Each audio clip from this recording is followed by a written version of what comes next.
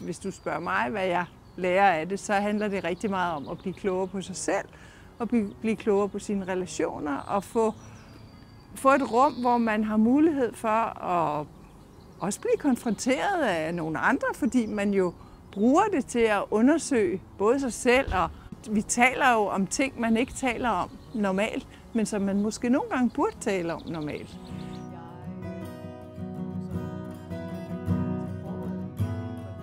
Konceptet er, at man sådan set erfarer gruppedynamik. Så konferencen er bygget op på en bestemt måde, hvor man har et åbningsplenum, man har et afslutningsplenum, og indimellem de to, så er der nogle forskellige processer, der kører. Man laver en midlertidig organisation, hvor man så har refleksionsprocesser, hvor man så kan tage nogle af de erfaringer, man har fået på konferencen med hjem.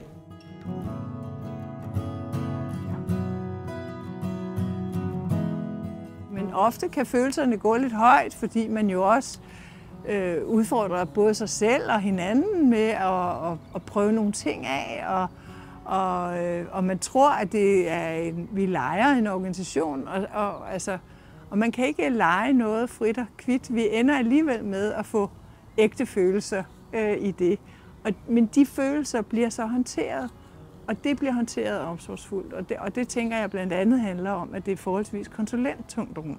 Det vi sådan gør os meget umage med, det er jo også, at det er omsætteligt til ens egen praksis. Så de her refleksionsgrupper, vi har undervejs, hvor man også bliver holdt, så reflekterer man jo over, hvad er det?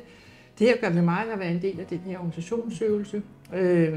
Hvad har jeg med mig, som jeg har valens for at gentage, for eksempel ind i den organisationsøvelse? Og hvordan kan jeg anvende det i praksis, når jeg kommer hjem?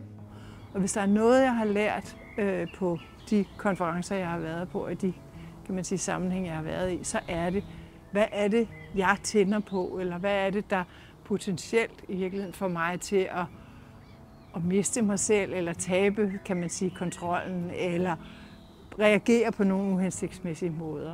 Mange deltagere de får noget med, som de ikke havde øje for før, som de så får øje på her, fordi de faktisk gør noget ubevidst, som de så er blevet bevidst om. Og når vi først er blevet bevidst om det, så kan vi begynde at ændre vores adfærd. Så det er jo også et rum, hvor man faktisk kan arbejde med, hvad oplever jeg, hvad oplever du, og det er ikke nødvendigvis det samme, selvom det er den samme situation, vi har været i. Og det synes jeg er enormt stærkt, fordi det også giver plads til, at vi kan være forskellige.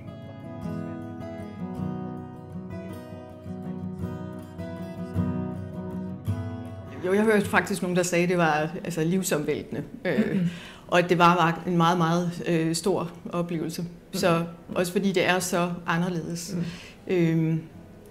på mange måder. Jeg tænker også, at der er nogen, der synes, det er lidt svært at sætte ord på, faktisk. Noget af det, man sådan skal reflektere over efter sådan en konference, det skal sådan bearbejdes, og så går der et stykke tid, før man rigtig finder ud af, hvad er det egentlig, jeg har taget med fra den her læringssession, som det jo er. Der er jo noget, der går op for en, mens man er der.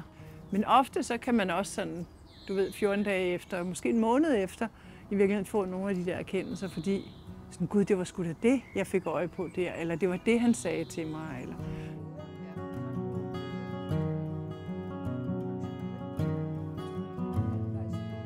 En oplevelse for livet på den gode måde. Så rocky ride.